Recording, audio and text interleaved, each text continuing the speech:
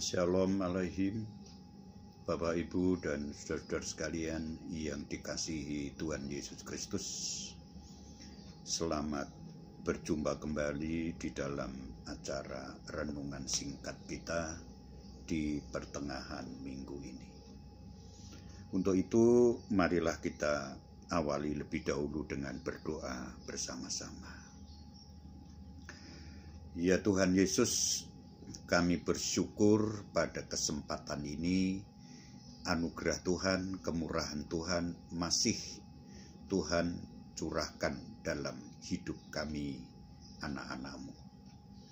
Dan kesempatan ini kami masih diperkenankan untuk mendengar sebagian dari kebenaran firman Tuhan. Mohon Tuhan, Engkau mengaruniakan kepada kami telinga seorang murid untuk mendengar kebenaran firman-Mu dengan sungguh-sungguh.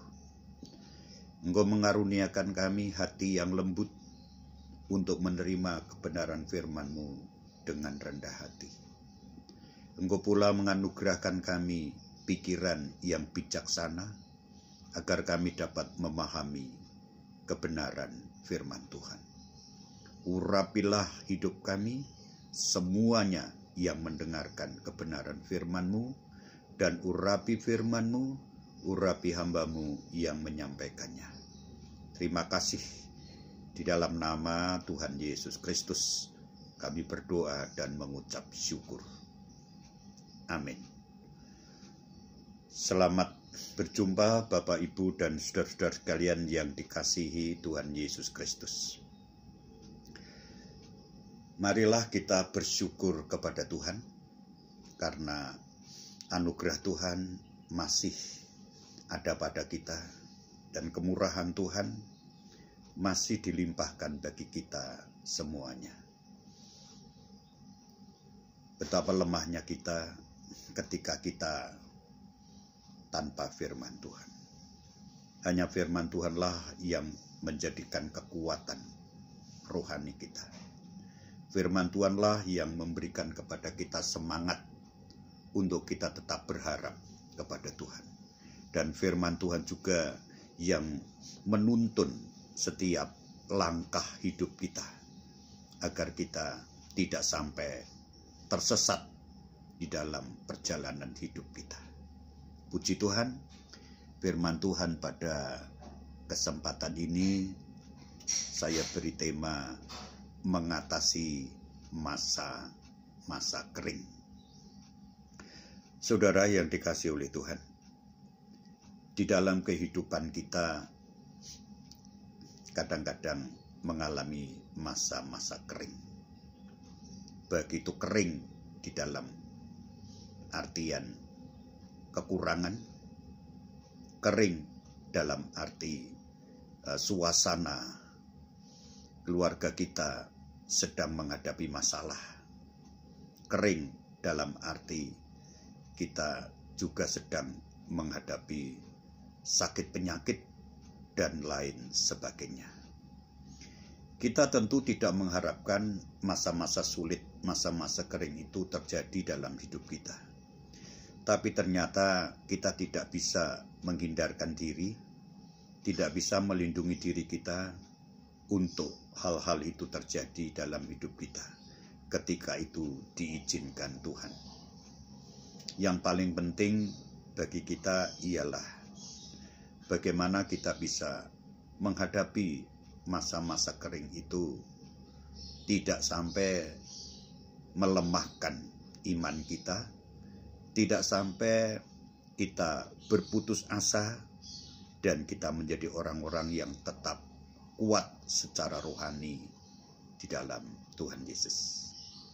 Sebagai teks firman Tuhan pada kesempatan ini saya ambil dari kitab Kejadian. Kitab Kejadian pasal yang ke-26. Saya bacakan ayat pertama hingga pada ayat yang ketiga. Kejadian 26 ayat pertama hingga ayat yang ke-23, demikian firman Tuhan, saya bacakan. Maka timbullah kelaparan di negeri itu. Ini bukan kelaparan yang pertama yang telah terjadi dalam zaman Abraham. Sebab itu Ishak pergi ke Gerar kepada Abimelek, raja orang Filistin. Lalu Tuhan menampakkan diri kepadanya serta berfirman, "Janganlah pergi ke Mesir. Diamlah di negeri yang akan kukatakan kepadamu.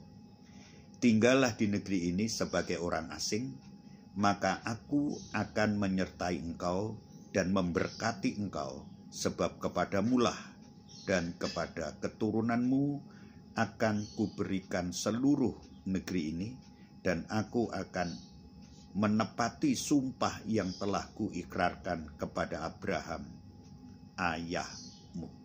Amin. Saudara yang dikasihi oleh Tuhan, firman Tuhan mengatakan pada zaman Ishak mengalami kelaparan. Bahkan zaman Abraham pun juga pernah mengalami kelaparan. Pada zaman Yakub pun juga pernah mengalami kelaparan. Jadi dalam tokoh-tokoh besar dalam Alkitab sebagai umat pilihan Tuhan, orang-orang yang taat, orang-orang yang takut akan Tuhan, orang-orang yang sungguh-sungguh beribadah kepada Tuhan pun juga mengalami kelaparan. Ya. Kelaparan dalam arti yang luas.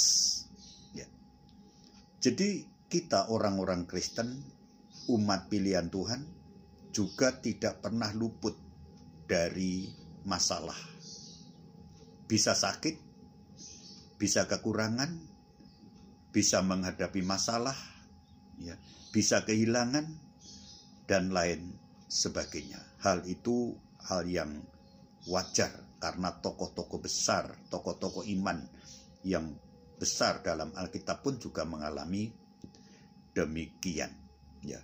Tetapi disinilah hal yang sangat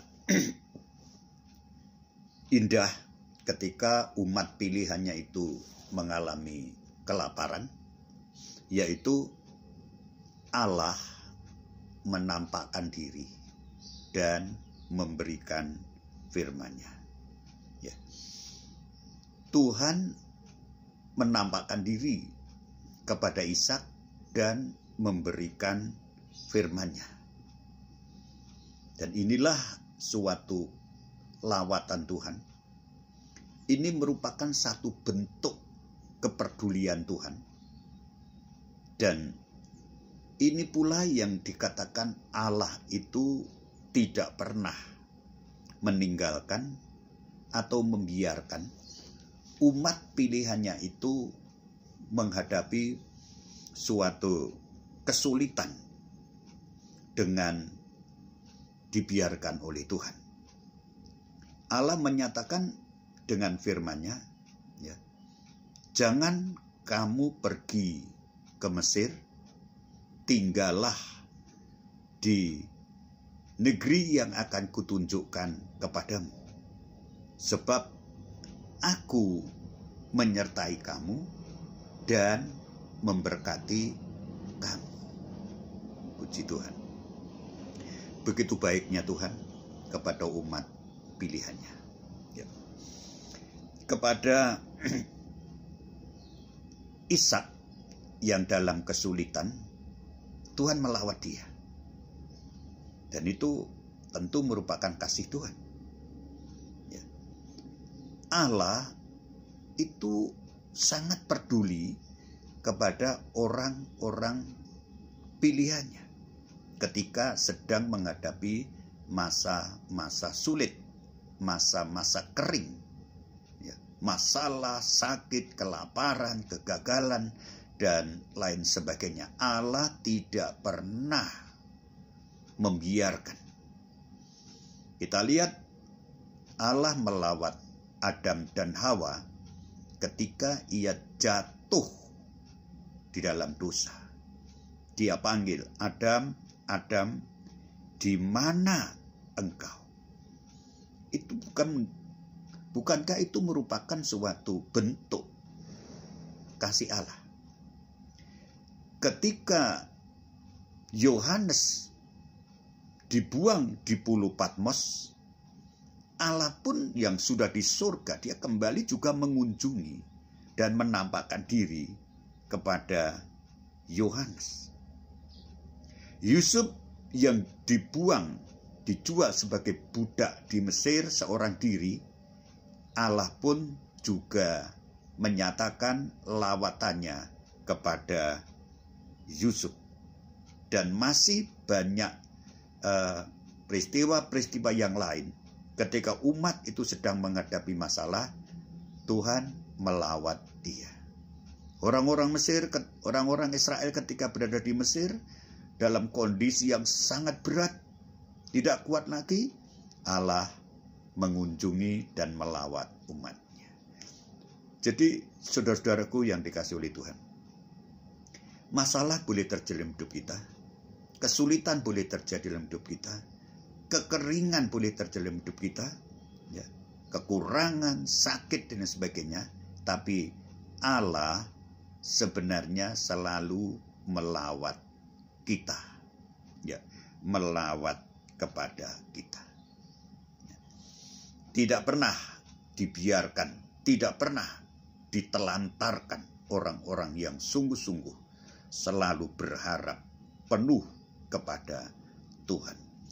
Ada 3 hal dalam peristiwa kelaparan yang dialami Ishak ini. Yang pertama adalah mendengar dan mentaati firman Tuhan. Ini langkah pertama. Ya. Ketika Tuhan menampakkan diri dan memberikan firman-Nya kepada Ishak, ya, jangan kamu pergi ke Mesir. Padahal ketika itu kalau Ishak mau pergi ke Mesir, akan segera, ya, tertolong, ya, mengalami lepas dari kelaparan.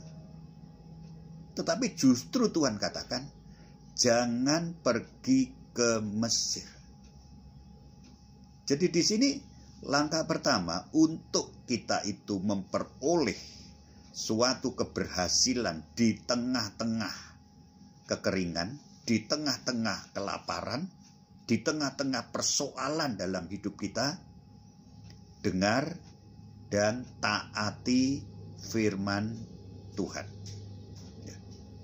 Dengar dan taati firman Tuhan. Bukan sekedar hanya mendengar firman Tuhan, tetapi mentaati firman Tuhan.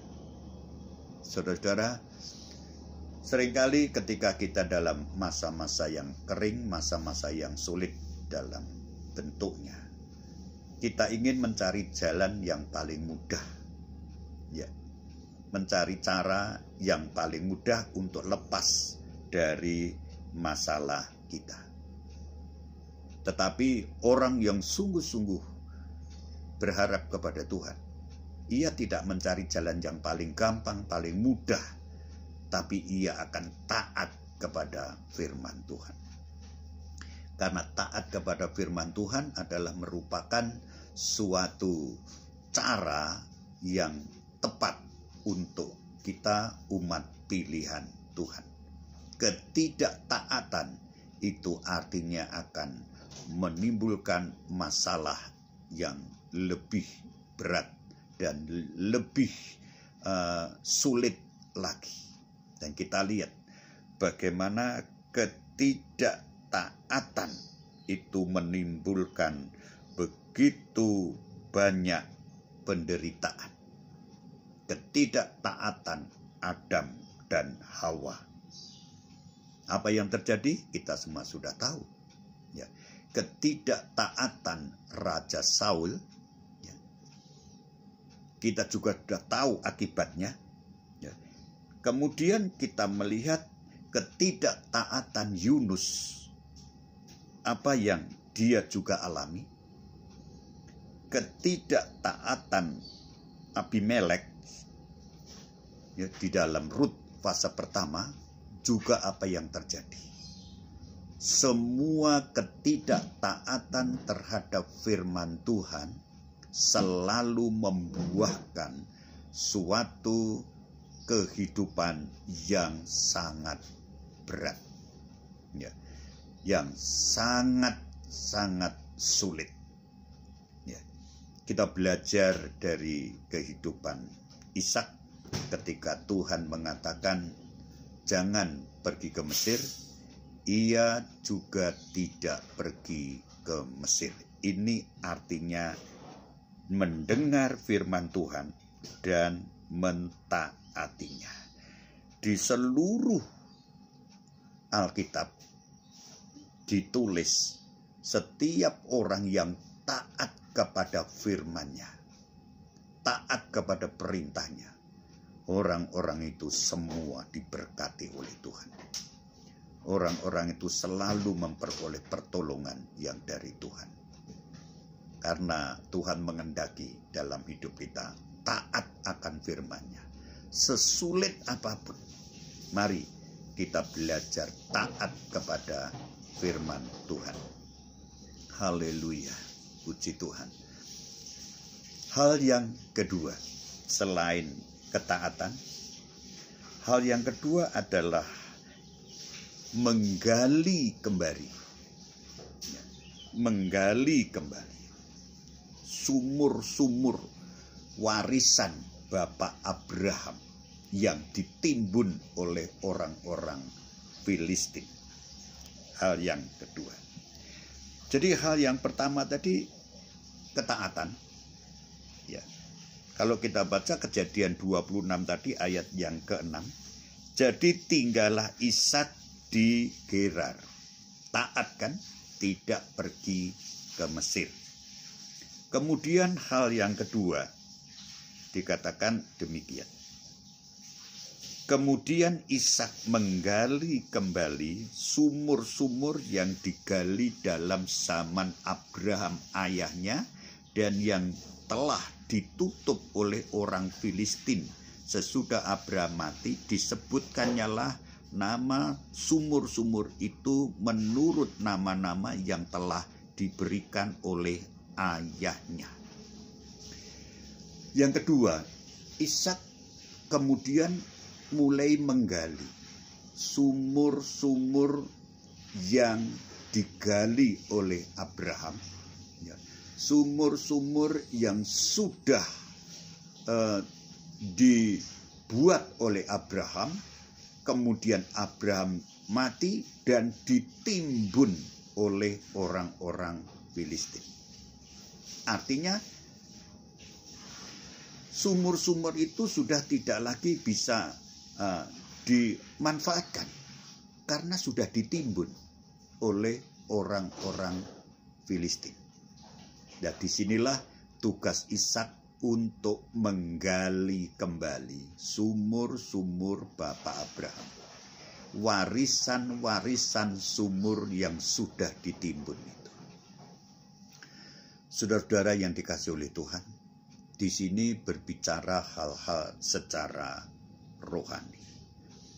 Warisan-warisan Abraham yang diwariskan kepada Ishak, yang diwariskan kepada Yakub, yang diwariskan kepada orang Israel, dan kepada kita juga anak-anak Abraham secara rohani, kita harus menggali kembali.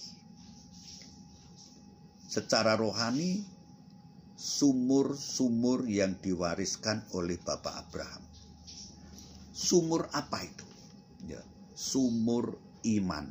Abraham sebagai bapak orang percaya. Artinya, mungkin iman yang seperti yang dimiliki Bapak Abraham yang diwariskan kepada kita itu sudah tertimbun. Ya, tidak nampak lagi, ya, tidak muncul lagi, tidak berada dalam hidup lagi. Ya. Itu harus kita gali kembali. Jadilah orang yang punya iman yang kuat seperti Bapak Abraham. Ya. Itu namanya memunculkan kembali sumur iman itu dalam hidup kita. Ya. Abraham orang yang begitu percaya kepada Tuhan dalam semua hal. Ini kita gali kembali. Ya. Sumur ketaatan Abraham. Ya. Kita harus menggali kembali.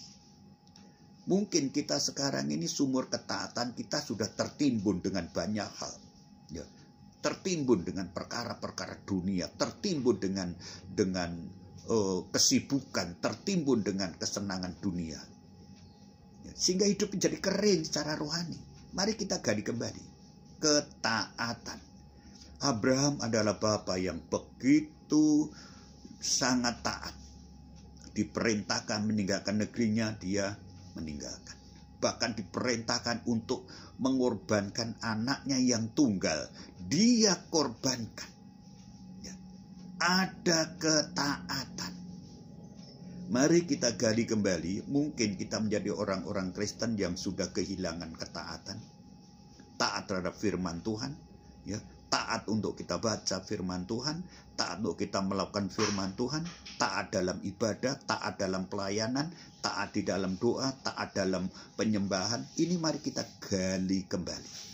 Ya, kita munculkan kembali dalam hidup kita. Ya, jangan kita biarkan ya ketaatan yang begitu indah yang diwariskan Bapak Abraham itu hilang dari hidup kita. Ya, mungkin sekali lagi mungkin di antara kita ketaatan itu sudah begitu tertimbun, sudah tidak nampak lagi. Kalau kita ingin hidup kita tidak mengalami kekeringan, mari kita gali kembali itu sampai menemukan sumber ketaatan berlimpah-limpah. Ya. Kemudian kita lihat lagi, ya, kita terus mengalami hari demi hari hidup di dalam ketaatan. Ini akan menyegarkan jiwa kita. Ini akan menyegarkan hidup kita. Dan ini juga akan memberikan kita hidup yang sesungguhnya. Kristen yang sesungguhnya adalah Kristen yang mentaati ajaran-ajaran firman Tuhan. Ketaatan selalu menghasilkan anugerah yang besar dari Tuhan. Ketaatan selalu memimpin kepada kita, kepada keberhasilan. Ketaatan selalu membawa kepada kita diberkati Tuhan. Ketaatan selalu menyukakan hatinya Tuhan. Ketaatan itu menjadi satu ciri khas orang yang mengasihi kepada Tuhan. Kemudian hal yang ketiga.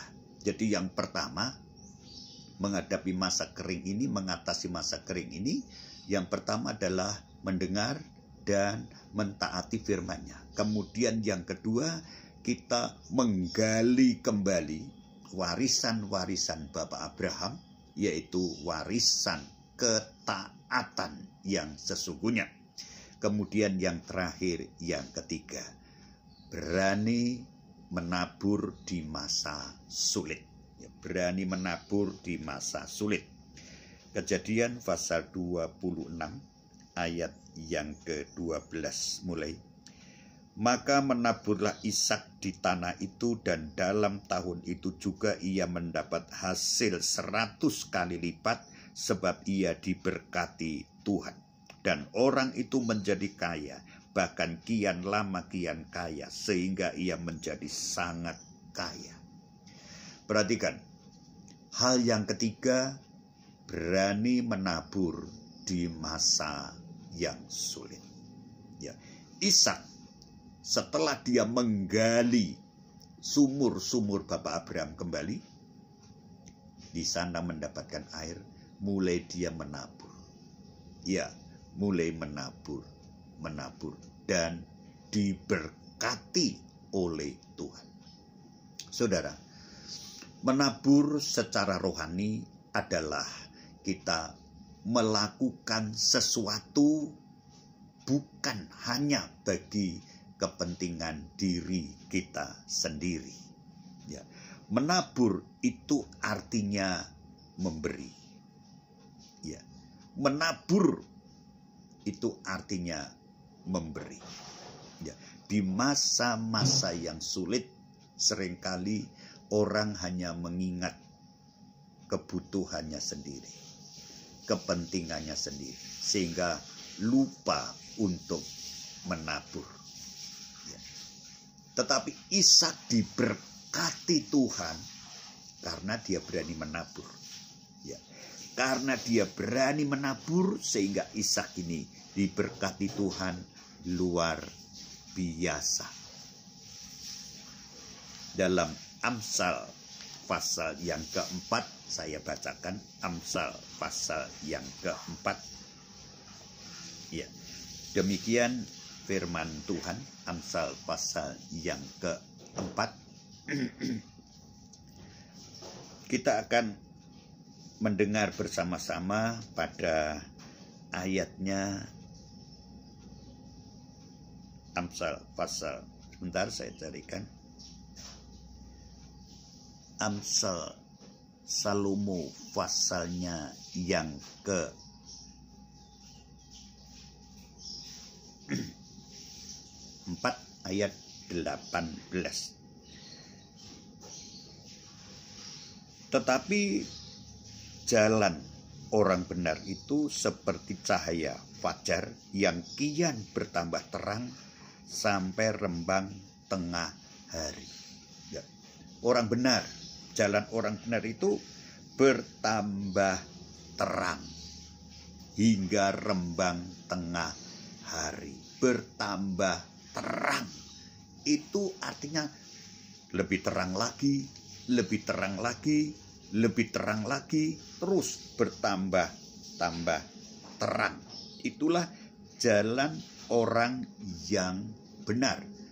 Orang yang benar adalah orang yang mentaati firman, yaitu berani menabur di tengah-tengah kesulitan, di tengah-tengah kekeringan, tapi dia berani menabur. Ya. Amsal 11 ayat yang ke-24. Ada yang menyebar harta tetapi bertambah kaya. Ada yang menghemat secara luar biasa namun selalu berkekurangan. Siapa banyak memberi berkat, diberi kelimpahan. Siapa memberi minum, ia sendiri akan diberi minum. Puji Tuhan. Ada orang yang menyebar artinya memberi tidak terlalu dihitung-hitung, menyebar biur, ya, itu malah semakin kaya, ya, semakin memiliki berkat yang lebih banyak, diberkati Tuhan yang lebih banyak, berani menabur banyak, berani menyebar, dia malah berkelimpahan. Tapi ada orang yang begitu orang yang sangat berhikmat, hemat luar biasa.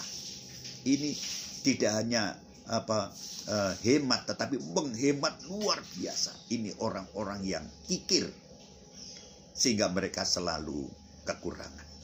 Sebab firman Allah mengatakan, orang yang menabur akan menuai. Apa yang ditabur itu akan dituai. Berani menabur di masa-masa sulit, tenaga, waktu, harta, dan lain sebagainya. Kita akan menuai dengan berkelimpahan.